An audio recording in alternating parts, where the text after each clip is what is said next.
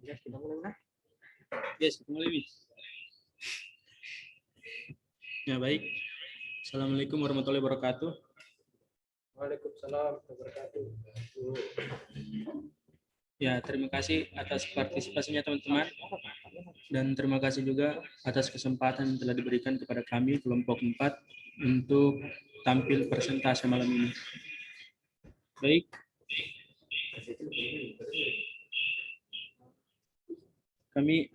Saya akan memperkenalkan teman-teman kelompok saya kepada teman-teman sekalian.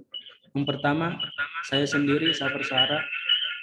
Yang kedua, Maulana. 3, Ratni Dwi Lestari. 4, Novita Sari. 5, Jerika Fahmi Prianto.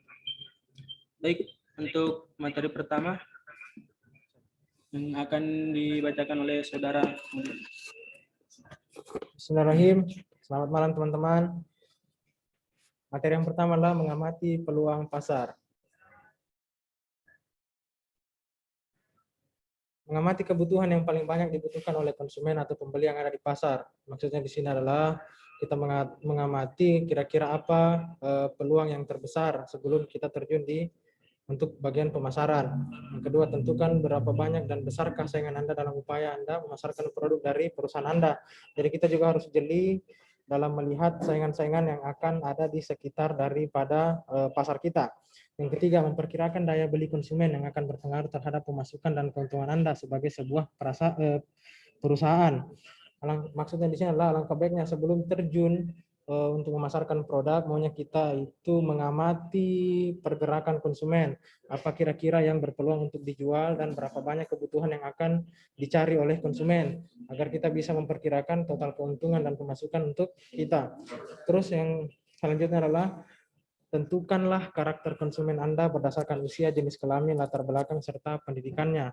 Ya, maksudnya di sini konsentrasinya. Contohnya ketika kita menjual pakaian, maka apa yang akan kita fokuskan? Pakaian laki-laki kah, pakaian perempuan kah, pakaian orang dewasa kah, atau pakaian anak SD kah? Itu maksudnya. Terus selanjutnya, mengetahui kapankah konsumen atau pembeli membutuhkan barang yang Anda jual dari perusahaan Anda tersebut. Terus selanjutnya analisis juga jika suatu saat terjadi hal yang tidak diinginkan di suatu pasar, Anda harus tahu apa yang akan Anda lakukan terhadap produk Anda agar tetap terjual kepada konsumen Anda. Maksudnya kan tidak ada yang tahu ke depannya produk kita akan tetap bertahan di pasar ataupun kalah saing. Maka dari itu kita tidak boleh pasrah sebagai penjual ataupun pengusaha, maka kita harus memikirkan aspek-aspek ke depannya jika kemungkinan terburuknya terjadi hal-hal yang tidak diinginkan. Slide selanjutnya akan saya serahkan kepada ketua kelompok saya, Saudari Novi. Jam 5 materi itu ini adanya di sini.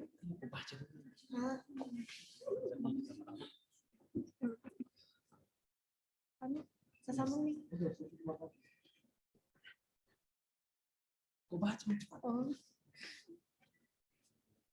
Materi selanjutnya inventarisasi bidang dan jenis bisnis yang dapat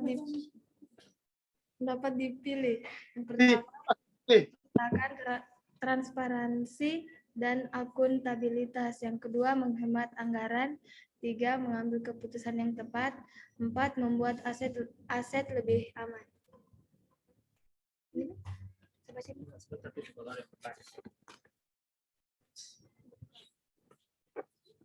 Sama, yang kriteria memilih bisnis. Selanjutnya adalah kriteria memilih bidang dan jenis bisnis. Pilih sesuai dengan passion. Maksudnya pilih sesuai di mana kira-kira passion kita. Kita ahli di bagian mana, sehingga kita bukan istilahnya baru terjun di dunia itu, tapi kita sudah ada dasar setidaknya. Karena itu sesuai dengan passion kita atau keahlian kita. Contohnya kalau kita ahli dalam membuat pisang hijau, maka kita terjun ke dunia kuliner yang terfokus di pisang hijau dan lain-lain. Terus yang selanjutnya adalah membuat daftar jenis usaha. Jika kita ingin membuat jenis usaha yang terdiri dari beberapa usaha, maka kita sebaiknya untuk membuat daftar usaha agar semua bisa berjalan dengan teratur. Terus yang ketiga, mempelajari bidang usaha yang dipilih. Nah, ini tadi seperti ada hubungannya dengan yang pertama, pilih sesuai passion, yaitu mempelajari bidang usaha yang dipilih. agar kita terjun ke dunia tersebut bukan untuk memulai dari awal, akan tetapi mengembangkan apa yang telah kita tahu, terus menyesuaikan dengan modal yang dimiliki. Jadi jangan kita membuat usaha yang modalnya lebih besar daripada kemampuan kita, karena itu sama saja dengan bunuh diri. Terus perhatikan lokasi tempat usaha Anda. Maksudnya di sini adalah apakah tempatnya strategis, apakah sesuai dengan masyarakat sekitar, apa yang mereka butuhkan. Ini tadi berhubungan dengan slide yang pertama. Terus perhatikan minat dan kebutuhan konsumen. Sama, ini semua tadi berhubungan dengan slide yang pertama. Terus yang selanjutnya adalah sesuai dengan tuntunan zaman. Maksudnya adalah jika zaman sekarang semua itu modern, maka kita juga harus mengikuti zaman, istilahnya adalah modernisasi. Jadi mulai dari cara kita berjualan, bagaimana teknik pemasaran kita, itu harus mengikuti zaman agar kita tidak tertinggal oleh pesaing kita di dalam daerah maupun di luar daerah kita sendiri. Terus selanjutnya adalah mengetahui perbedaan usaha Anda dengan pesaing. Kita harus mengetahui apa perbedaan usaha kita dengan pesaing Anda, sehingga kita bisa melihat di mana letak keuntungan kita, di mana letak kelebihan daripada produk kita dengan produk pesaing-pesaing kita. Terus yang terakhir adalah action. Action adalah kesimpulan dari semua poin-poin yang sudah saya sebutkan, bahwa selanjutnya adalah ketika kita sudah mengetahui semuanya, maka kita terjun ke dunia bisnis.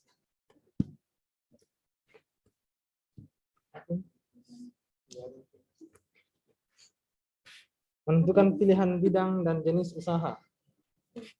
Yang pertama, pilih jenis usaha yang sesuai dengan minat Anda. Ini tadi semua berhubungan dengan apa yang sudah saya sampaikan. Yang kedua, membuat daftar bidang usaha yang diminati. Sama dengan yang tadi. Terus pelajari bidang usaha yang sudah Anda pilih. Ya, teman-teman mungkin bisa dibaca slide ini, karena tadi saya sudah sampaikan poinnya itu kurang lebih seperti dengan slide yang kedua.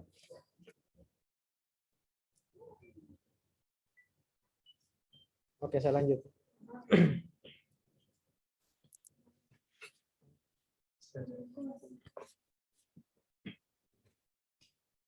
Baik, saya lanjut. Kriteria dalam pengambilan keputusan. Yang pertama itu kita rumuskan atau mendefinisikan persoalan keputusan. Ya. Yang kedua, kumpulkan informasi yang relevan. 3, cari alternatif tindakan. 4, analisis alternatif yang feasible. 5, memilih alternatif yang terbaik. 6, laksanakan keputusan dan evaluasi hasilnya.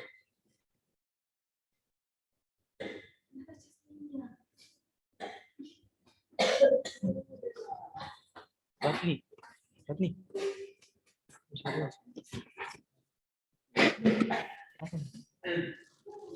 Manfaat studi kelayakan. 1. Menghindari kerugian analisa.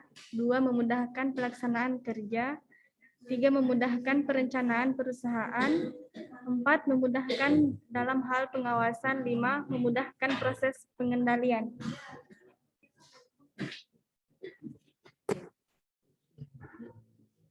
Proses. Assalamualaikum warahmatullahi wabarakatuh.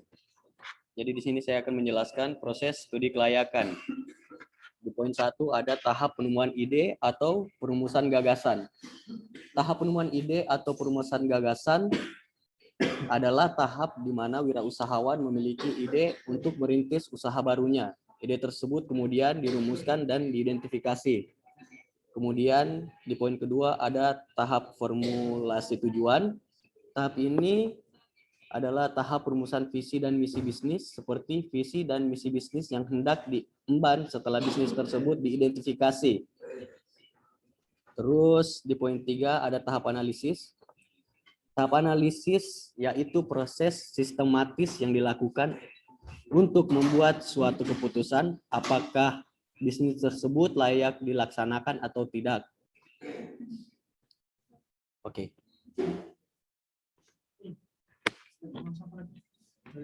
Selesai.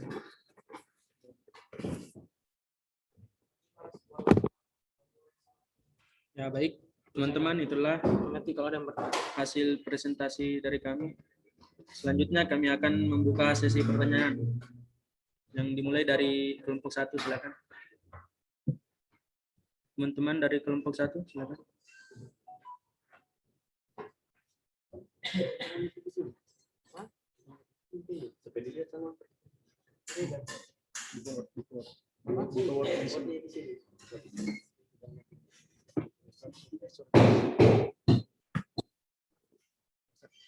Oke, saya tidak dengar apa penampilan ini orang.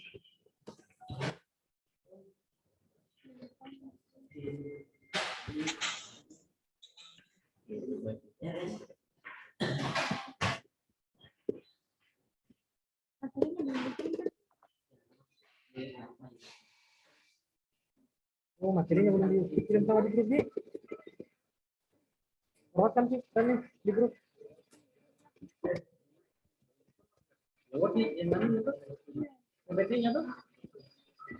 Saya mau bertanya. Sama. Zul dari kelompok 6.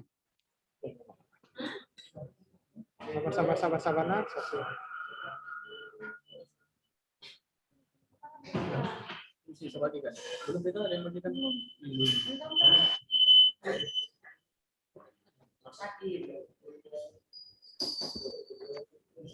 Bisa bro, saya bertanya kah? Oke, silakan bro. Saya catat dulu. Ya, go ahead. Zulkifli dari kelompok 6. Zulkifli dari kelompok 6. Bisa mau bertanya bro? Cek. Ya, silakan. Pertanyaanku tuh, mengapa sebelum suatu usaha atau proyek dijalankan perlu dilakukan studi kelayakan terlebih dahulu, padahal biaya dan waktu pengerjaannya cukup mahal dan lama. Diulangi sekali lagi, bro. Mengapa sebelum memulai suatu usaha atau proyek dijalankan perlu dilakukan studi kelayakan terlebih dahulu, padahal biaya dan waktu pengerjaannya cukup mahal dan lama.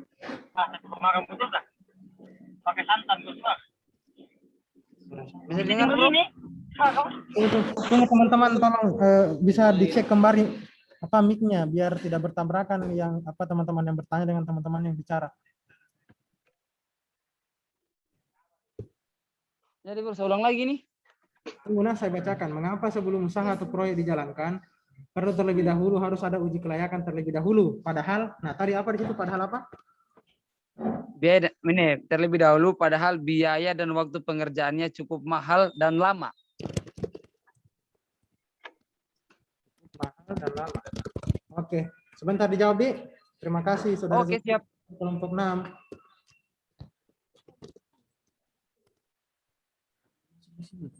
Kita tulis. Sebentar. Saya bisa kah? Iya, silakan. Zela Sisilia dari kelompok 11. Zela Sisilia dari kelompok 11. Iya, silakan.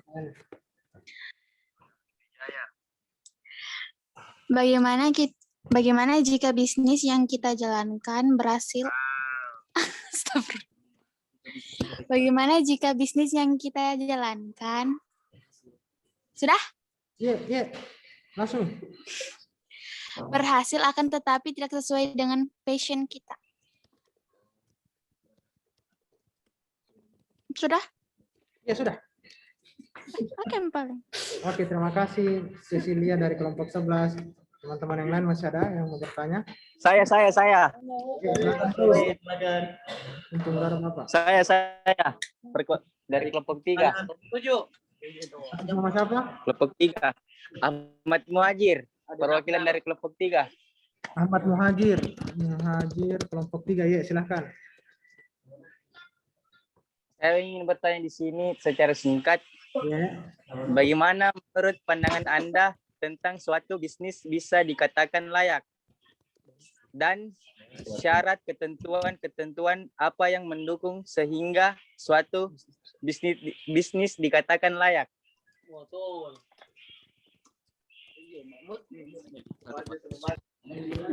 Coba saya baca ulang. Bagaimana menurut pandangan Anda suatu bisnis bisa dikatakan layak dan ketentuan sehingga suatu bisnis tersebut dikatakan layak, betul? Oke, terus Masih ada, sudah singkat ini ya. Terus dan apa yang mendukung sehingga suatu bisnis dikatakan layak? Itu sambungannya. oh iya, terima kasih. Ya, sama-sama.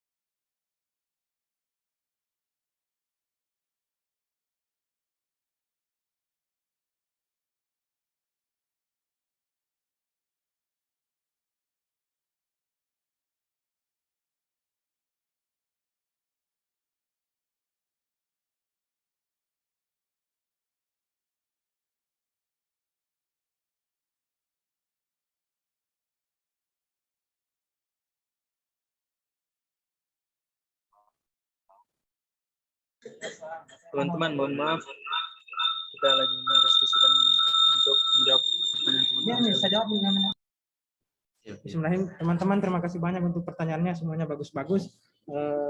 Saya mohon maaf sebelumnya, saya akan menjawab pertanyaan nomor 1 dan 2 terlebih dahulu, yaitu pertanyaan dari Zulkifli, kelompok 6, dan Z. Cecilia, kelompok 11. Nah, yang pertama adalah Zulkifli.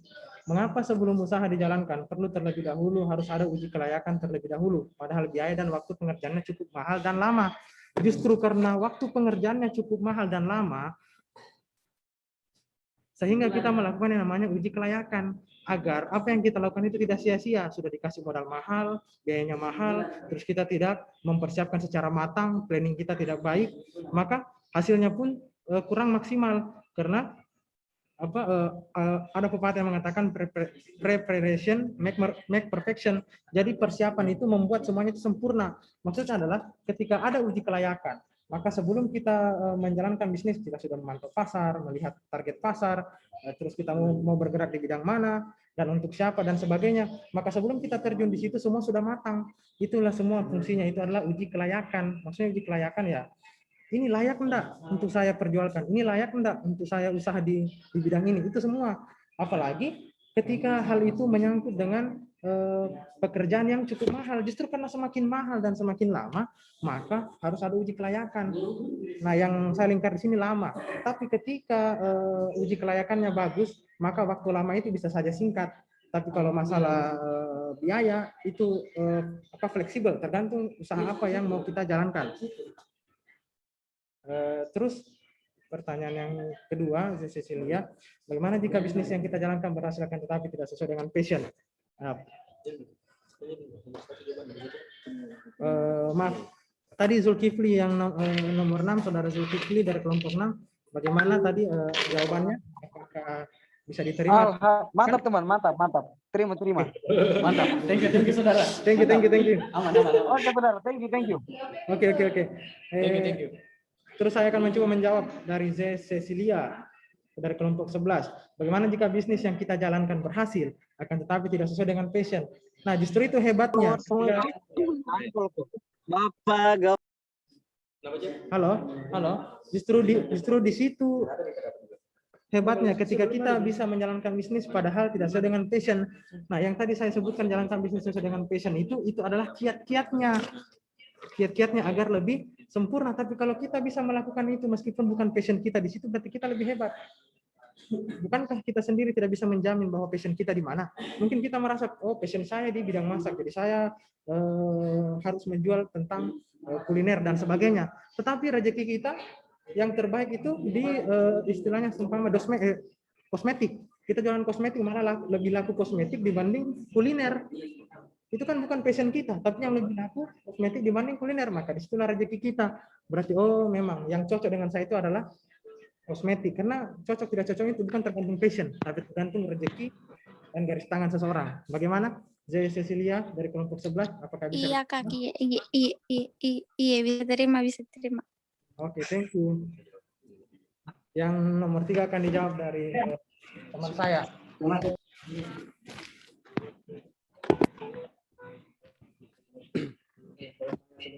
Assalamualaikum warahmatullahi wabarakatuh. Saya Jerika dan saya akan menjawab pertanyaan Ahmad Muhajir dari kelompok 3. Di sini pertanyaannya sangat bagus dan berbobot. Bagaimana menurut pandangan Anda suatu bisnis bisa dikatakan layak dan ketentuan sehingga suatu bisnis tersebut dikatakan layak, dan apa yang mendukung sehingga suatu bisnis dikatakan layak? Jadi di sini untuk memulai teman, bisa dimatikan voice-nya. Oke, di sini saya akan jawab pertanyaan Muhammad Tajir dari kelompok 3. Jadi untuk memulai bisnis atau usaha perlu dipertimbangkan apakah bisnis atau usaha tersebut layak dijalankan atau tidak. Yang perlu diketahui yaitu apa yang perlu diuji dengan studi kelayakan, apa kriterianya, dan bagaimana menetapkan kesimpulan. Jadi ada beberapa faktor yang mempengaruhi suatu rencana bisnis. Yang pertama manfaat, kedua modal, ketiga waktu, keempat lokasi, kelima bahan, keenam kualitas, dan ketujuh konsumen. Jadi di sini juga ada faktor-faktor yang perlu diuji dengan studi kelayakan. Yang pertama yaitu pasar atau customer. Jadi di negara kita ini banyak terdapat bisnis-bisnis yang tidak halal, hanya bertujuan untuk memperoleh keuntungan dan tidak bermanfaat, atau bisa dikatakan bisnis yang tidak baik. Contoh, togel, klub malam, diskotik, dan lain-lain. Dalam hal ini kita hanya membahas bisnis-bisnis yang baik, yaitu mendatangkan manfaat dan keuntungan. Dari beberapa faktor yang perlu diuji dengan studi kelayakan, hal pertama yang perlu ditentukan adalah konsumen, customer, pasar. Suatu bisnis dikatakan layak dilakukan apabila memiliki banyak konsumen. Contoh, bertani beras, bisnis telegram pada tahun 60-an. Warna di sekitar kampung dan lain-lain, jika suatu usaha tidak memiliki konsumen, maka jelas usaha tersebut akan bangkrut atau tidak laku. Jadi seperti itu. Dan kedua, sesuai kemampuan atau ada dalam kemampuan Anda. Jadi saya jelaskan, kemampuan orang yang melakukan usaha disebut human research.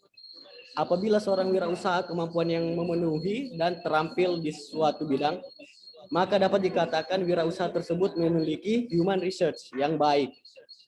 Namun bila dia tidak terampil pada bidang-bidang tertentu, maka dalam bidang itu dikatakan human research kurang. Sementara faktor lainnya seperti modal, lokasi, waktu, dan bahan baku dipengaruhi oleh human research. Jadi suatu bisnis dikatakan layak dilakukan apabila ada kemampuan memproduksi barang atau jasa dengan kualitas yang dimiliki. Dan ketiga, terakhir, faktor eksternal bisnis. Ada tidaknya hambatan. Apabila kita hendak melakukan usaha, hendak pilihlah usaha yang didukung oleh kebijakan pemerintah. Contoh, usaha saat ini yang didukung oleh kebijakan pemerintah yakni produksi mobil-mobil, hemat energi yang memenuhi prinsip green and safe. Jadi suatu usaha dikatakan layak dilakukan apabila bisnis tersebut didukung oleh kebijakan-kebijakan pemerintah dan persaingannya tidak terlalu ketat. Jadi di sini kesimpulannya, studi kelayakan suatu bisnis meliputi pasar, human research, dan faktor eksternal bisnis. Suatu bisnis dikatakan layak apabila memiliki jumlah konsumen yang melebihi jumlah produksi. Ada kemampuan memproduksi barang atau jasa dengan kualitas yang diminati serta usaha tersebut didukung oleh kebijakan pemerintah. Cukup. Apakah cukup untuk Muhajir dari kelompok 3 dengan jawaban yang saya berikan?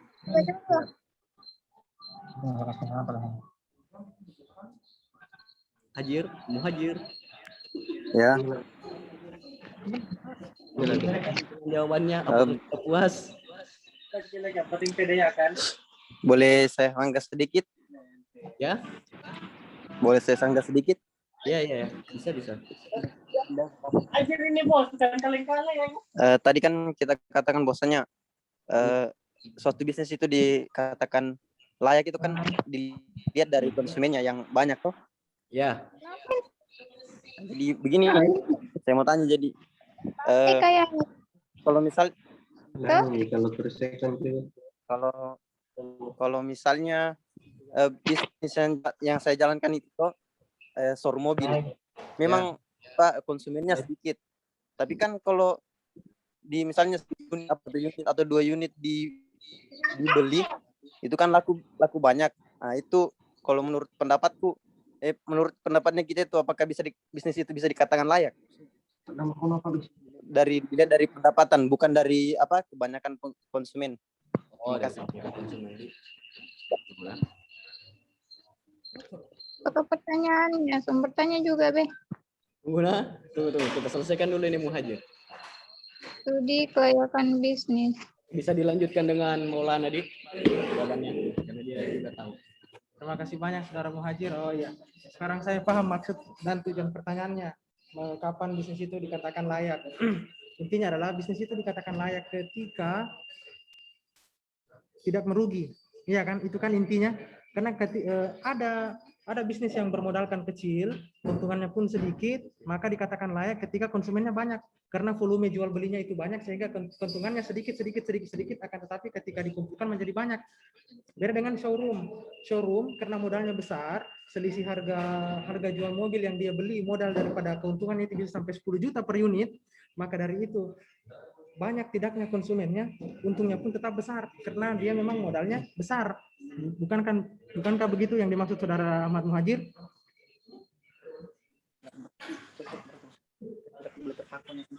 Berarti berarti cocok nih yang dikatakan tadi bahwasanya suatu bisnis dikatakan layak tidak terpaku hanya konsumen saja. Ya, begitu. Ya, betul. Betul. Yang penting ada konsumen dan tidak membuat bisnis kita itu mandat atau stuck di tengah jalan karena modal dengan keuntungan itu berbeda. Maksudnya merugi, ya kan?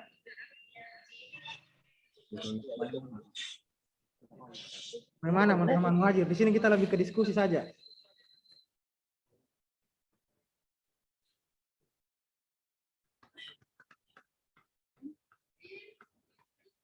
Karena bisnis itu ya semua tergantung daripada di mana kita bergerak. Ada yang bermodalkan sedikit, yang konsumennya sedikit tapi keuntungannya banyak. Ada pula sebaliknya yang modalnya kecil ataupun sedang, keuntungannya pun tidak terlalu banyak. Akan tetapi yang dicari adalah trafficnya. Yang dicari adalah jumlah daripada konsumennya. Tapi kan tetap pada intinya semakin banyak konsumen akan semakin memperbaiki suatu bisnis, mau itu modal besar, modal kecil saja itu menjadi besar ketika konsumen banyak, apalagi yang bermodalkan besar seperti showroom.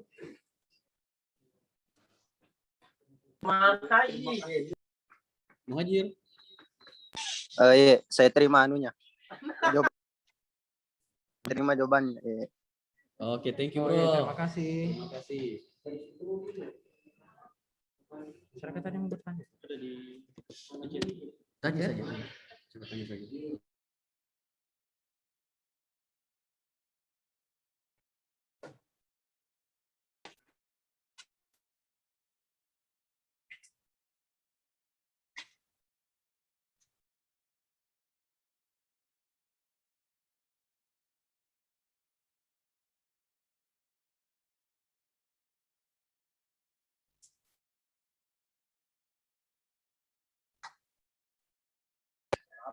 Tes, masih bisa bertanya?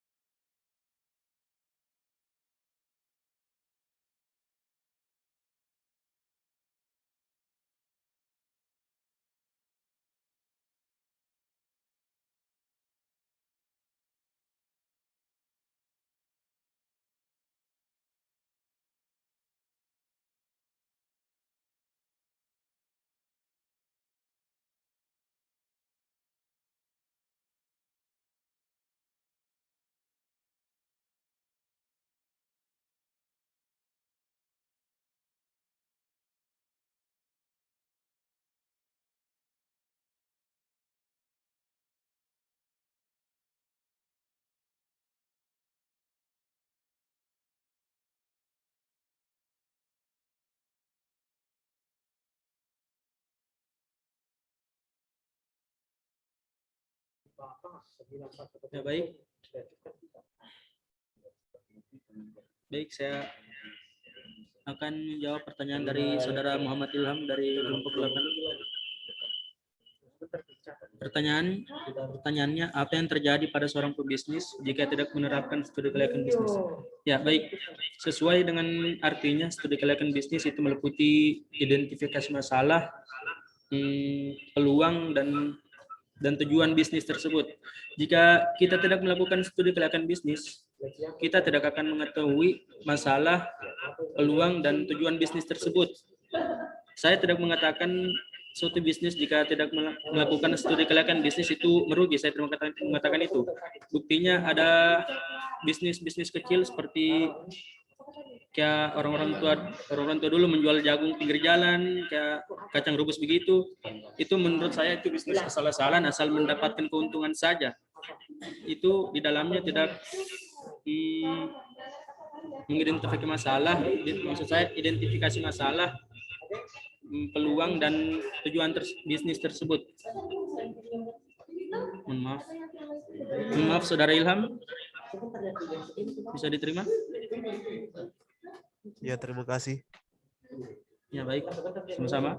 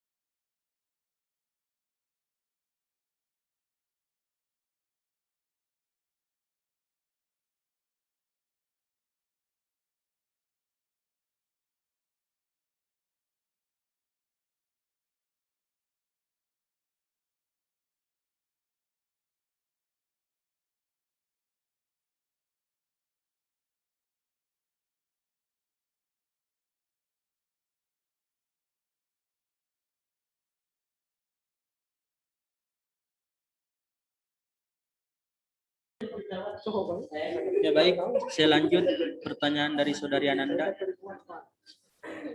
Ya, pertanyaannya, apa saja manfaat atau keuntungan yang diperoleh setelah melakukan studi kelayakan bisnis sebelum menjalankan suatu usaha? Saya kira pertanyaannya sama saja dengan dari kelompok 8, masih berkaitan.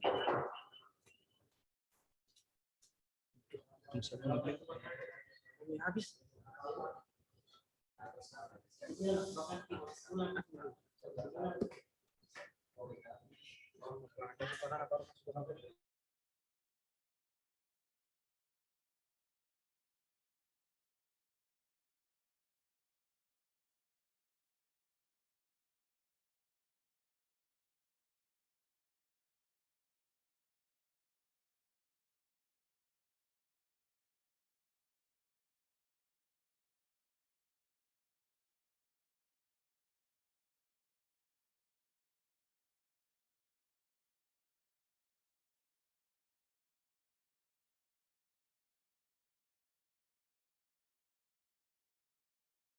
Ya baik, saya ulangi dari pertanyaan saudari Ananda. Apa saja manfaat atau keuntungan yang diperoleh setelah melakukan studi kelayakan bisnis? Baik, dari poin-poin studi kelayakan bisnis yaitu dari identifikasi masalah,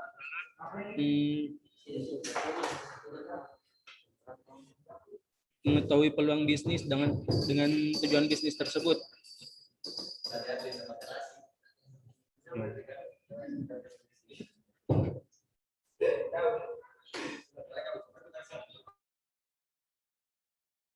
Itu apa?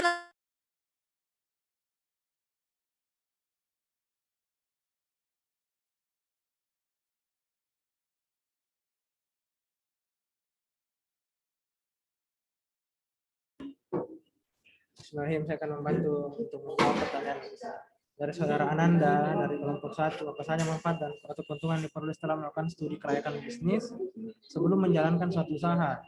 Terima kasih atas pertanyaannya. Pertanyaannya ini jawabannya mirip dengan pertanyaan dari Muhammad Ilham kelompok 8, yaitu apa yang terjadi pada seorang bisnis jika tidak menerapkan studi kelayakan bisnis. Pertanyaannya berbeda tapi maksudnya sama, yaitu dari studi kelayakan bisnis saja itu terkandung dalam studi kelayakan bisnis adalah suatu kegiatan yang dilakukan untuk menentukan apakah suatu bisnis itu layak dijalankan atau tidak. Kegiatan ini meliputi identifikasi masalah, peluang, dan menentukan tujuan. Jadi kalau tidak ada ini dalam maka akan susah kita untuk menjalankan bisnis. Itulah mengapa, itulah manfaat dan keuntungan ketika kita melakukan studi kelayakan bisnis. Jadi kita bisa tahu identifikasi masalahnya di mana, apa yang akan saya jual. Terus peluangnya, kira-kira peluangnya ini kalau saya jual ini laku enggak? Ada enggak yang beli? Tujuan pasarnya siapa? Dan tujuannya saya beli ini untuk apa? Semata-mata mencari keuntungan atau untuk memberikan kebaikan atau sebagian sedekah atau apa dan sebagainya. Itu dari apa tujuan kita berbisnis. Jadi bisa jadi barang yang dijual sama tapi tujuan penjualannya berbeda. Itulah apa keuntungan yang diperoleh setelah melakukan studi kelayakan bisnis. Bagaimana untuk saudara Ananda? Apakah jawabannya bisa diterima atau ada masukan dan saran?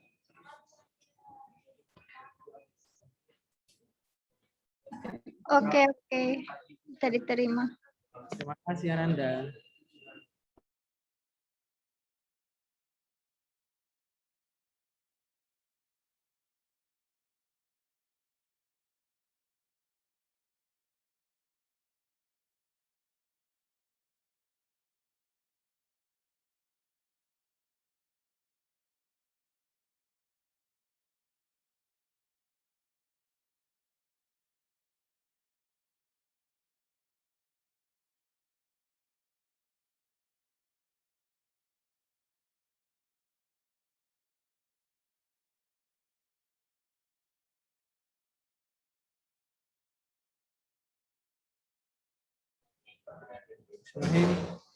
Saya akan mencoba menjawab pertanyaan sama saudara Adil Muhammad Afdal tadi dari kelompok berapa? Adil Muhammad Afdal. Maaf, dari kelompok 7 saudara Adil Muhammad Afdal, apakah suara saya kedengaran?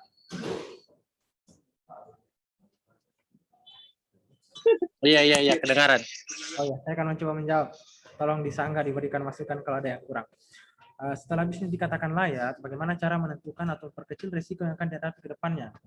Nah, jawabannya adalah sesuai dengan slide yang tadi kami presentasikan, di mana kita harus istiqomah di situ atau tetap konsisten di situ. Kita harus tetap mempertahankan namanya proses studi kelayakan, kita harus selalu tetap harus mengamati peluang pasar, karena yang namanya progres, penjualan akan ada naik, akan ada turun. Tapi selama kita mengamati peluang pasar dengan baik, maka kita bisa melakukan hal-hal yang akan kita bisa mengantisipasi hal yang akan terjadi ke depannya. Jika permintaan pasar itu membludak atau membanyak, maka kita bisa mengantisipasi saya harus menyetok banyak-banyak.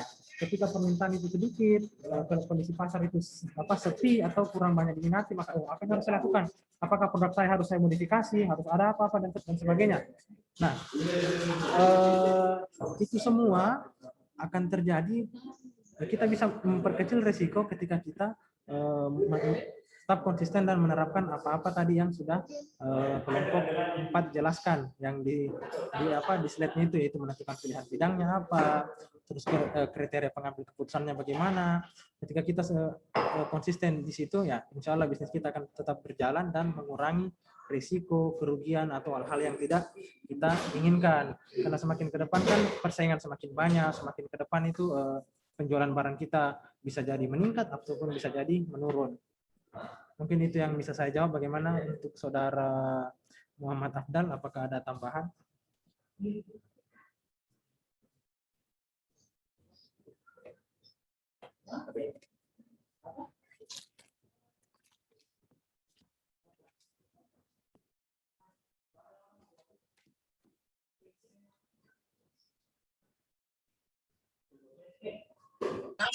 Ya, siap. Saya terima. Oh iya, terima kasih banyak Adin Muhammad Afdal dari kelompok 7 atas pertanyaannya.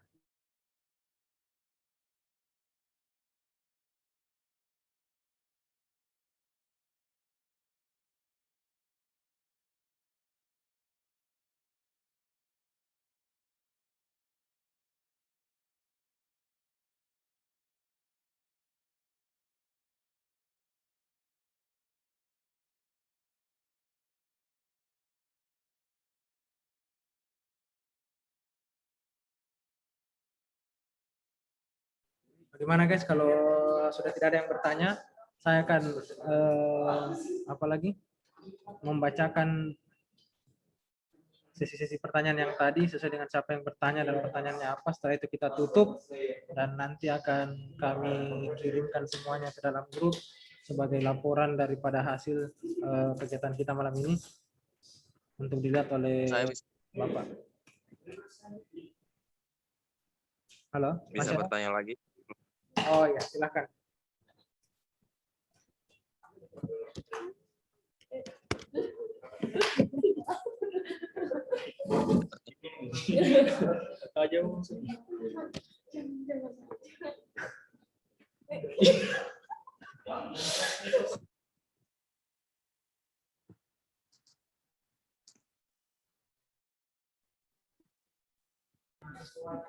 Silakan kalau mau bertanya.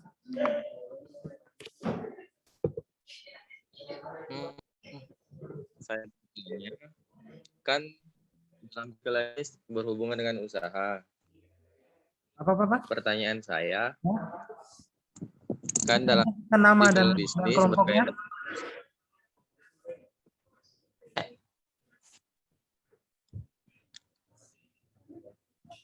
Saya di kelompok 3. Ya, atas nama siapa? Wah, ya.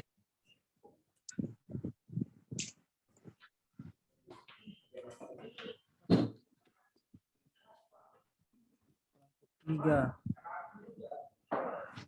Ya, silakan. Apa tadi pertanyaannya?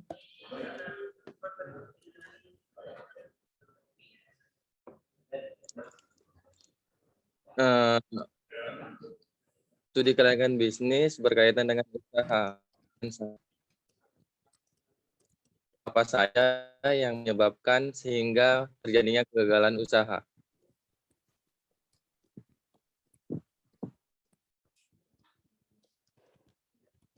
Saya bacakan pertanyaan. Studi kelayakan bisnis berkaitan dengan usaha. Apakah ada yang menyebabkan sehingga terjadinya kegagalan usaha? Itu? Apakah pertanyaannya betul? Sudah lengkap? Iya. Oh ya, terima kasih. Berikan waktu sedikit untuk menjawab.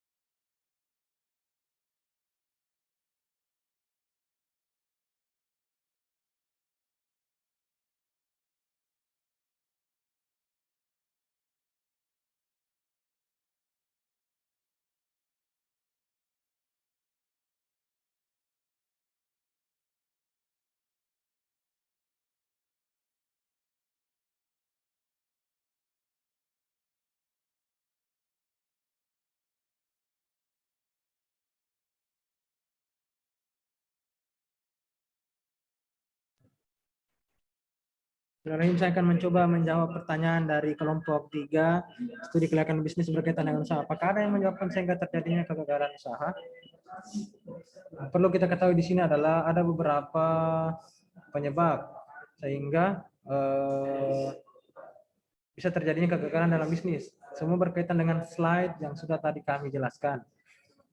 Yang pertama adalah perencanaan yang kurang matang. Ketika perencanaan yang kurang matang, seperti tadi yang kita jelaskan, ketika perencanaan kurang matang, planningnya tidak ada, cuma ingin terjun dalam bisnis ini karena punya modal, punya mau keuntungan tanpa memikirkan semuanya, maka ya di situ kita bisa mengalami kegagalan. Karena perencanaan adalah hal yang penting, harus dilakukan pada saat pertama kali kita berbisnis. Rencana itu ketika tidak sempurna, rencana pada bisnis tidak perlu sempurna, namun harus tepat dan dipikirkan secara matang. Dengan melakukan perencanaan, kita itu dapat menentukan bagaimana bisnis kita bisa mencapai tujuannya. Terus yang kedua, takut mengambil resiko. Namanya setiap kegiatan pasti memiliki resiko. Salah satunya itu adalah kegiatan bisnis. Banyak pengusaha yang gagal menjalankan bisnis karena takut mengambil resiko. Misalnya resiko dalam menghadapi persaingan, resiko dalam masalah keuangan, dan lain sebagainya. Namanya juga bisnis, kita pasti akan ada namanya resikonya. Entah itu resiko kerugian, ataupun resiko kita harus mengutang pada bank. Karena kalau kita melihat track record daripada pengusaha-pengusaha yang terkenal, orang-orang kaya di dunia itu tidak ada yang tidak berutang. Itu pasti ada utangnya. Karena yang namanya kita mengambil modal, nah itulah resikonya. Kita mengutang untuk mencari keuntungan. Terus selanjutnya adalah tidak berani mencoba. Ketika kita hanya matang di perencanaan, matang di materi, teori, dan sebagainya, ada modal tapi takut dan tidak berani mencoba, ya sama saja. Itu zero, nol. Tidak ada, no action, talk only. Terus mudah menyerah ya, namanya kita memasuki namanya persaingan perdagangan, pasti akan ada masanya di mana kita down atau kita kalah saing. Tapi selama kita tidak collapse dan kita masih bisa bangkit, disitulah semua tadi, ketika perencanaan matang, semua ada hubungannya. Jadi ketika kita gagal, ketika kita down, ketika kita kalah saing, tapi perencanaan kita matang, maka kita bisa memutarbalikkan keadaan. Kita bisa, saya harus modifikasi ini, saya harus kasih diskon ini, dan sebagainya. Terus terlalu terburu-buru, kita terlalu terburu-buru mengejar yang namanya keuntungan. Contohnya, kita membeli barang harga 3.000, karena kita tergiur untuk memberikan keuntungan, mencari keuntungan, kita menjual harga 10.000, sedangkan pesaing kita menjual harga 8.000. Pesaing kita mencari traffic penjualan, sedangkan kita mencari keuntungan. Jadinya apa? Para pembeli-pembeli itu larinya ke pesaing kita, bukan kita. Memang pada saat ada yang terjual, barang kita ada yang terjual, keuntungannya lebih banyak daripada teman kita atau pesaing kita. Akan tetapi dari segi traffic penjualannya, maksudnya adalah jumlah konsumennya itu kita kalah konsumen. Jadinya keuntungan mereka lebih banyak daripada kita. Terus ada juga tidak percaya diri. Kita tidak percaya diri dengan kemampuan kita tidak percaya diri dengan nilai jual barang kita, bisnis kita, dan sebagainya. Sama saja kita akan selalu merasa insecure ataupun tidak berani berkembang. Itulah beberapa hal yang bisa mempengaruhi gagalnya suatu bisnis. Bagaimana untuk teman dari kelompok 3, apakah jawaban saya bisa diterima atau ada masukan dan sanggahan dan sebagainya?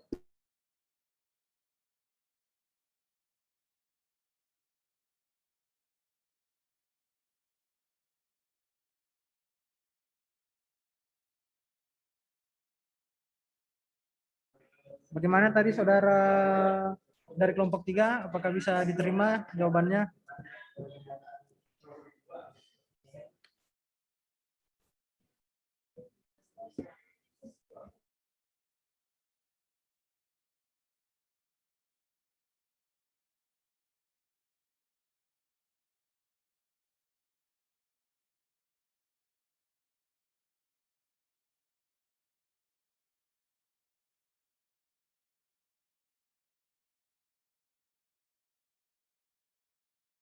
Teman-teman, kalau memang sudah ada pertanyaan, jawaban bisa diterima, maka diskusi kita pada malam ini kami akhiri.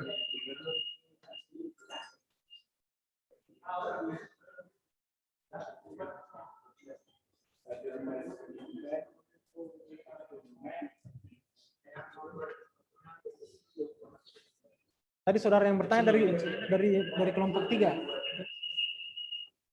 apakah jawaban saya sudah sesuai dengan apa yang Anda harapkan atau belum? Atau ada masukan atau ada sanggahan? Silakan. Kalau memang sudah ada, kita akhiri.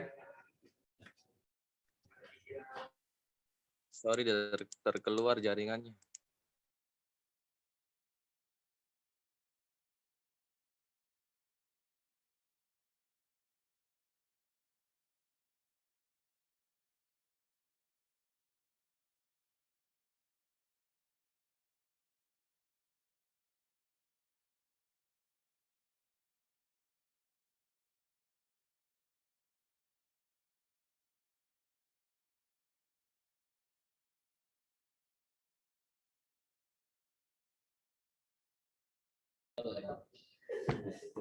Saya mau konfirmasi untuk tadi teman Iwayan. Jadi semua yang saya jelaskan tadi tidak ada yang kedengaran ya? Kedengaran hanya Ya, soalnya kita juga dibatasi oleh waktu dan masalah jaringan itu bukan kesalahan dari kami yang pemberi materi. Kami dari pemberi materi berusaha untuk memberikan yang terbaik. Saya mohon maaf. Atau memang jawabannya mau saya ulangi atau bagaimana?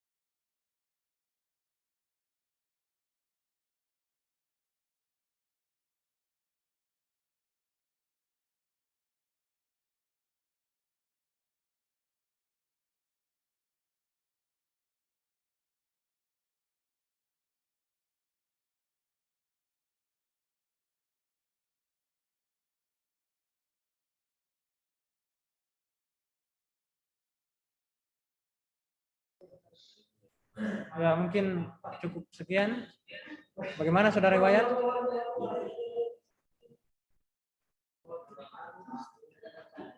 Kayaknya jaringan saudara kita Iwayan kurang baik. Ya, terima kasih banyak teman-teman sekalian sudah berpartisipasi dalam kegiatan ini, sudah mau bertanya, sudah mau mendengarkan, sudah mau diskusi. Kami sangat berterima kasih karena dengan begitu kita bisa sharing ilmu sesuai dengan tujuan diskusi ini. Adapun semuanya sudah kami catat, nama-nama yang bertanya dan apa jenis pertanyaannya.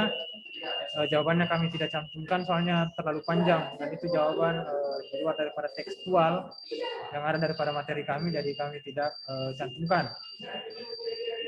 Adapun nanti kami akan sharing semuanya di grup. Terima kasih banyak atas perhatian teman-teman.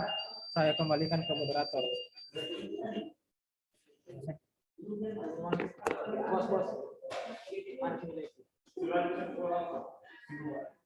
Baik, sebagai penutup saya menyimpulkan dari presentasi malam ini. Studi kelayakan bisnis. Studi kelayakan bisnis merupakan salah satu hal yang penting dilakukan ketika kita mendirikan suatu bisnis. Dengan melakukan studi kelayakan ini, pebisnis dapat terhindar dari banyak kemungkinan buruk yang melanda perusahaan. Tidak hanya itu, studi kelayakan juga bisa meningkatkan peluang perusahaan untuk mempertahankan eksistensi dan kesuksesannya. Jadi, pebisnis sebaiknya tidak ragu lagi untuk melakukan studi kelayakan bisnis ini. Baik, teman-teman, terima kasih atas partisipasinya malam ini. Saya akhiri. Wabillahi taufiq wal hidayah. Assalamualaikum warahmatullahi wabarakatuh. Waalaikumsalam warahmatullahi wabarakatuh. Waalaikumsalam warahmatullahi wabarakatuh.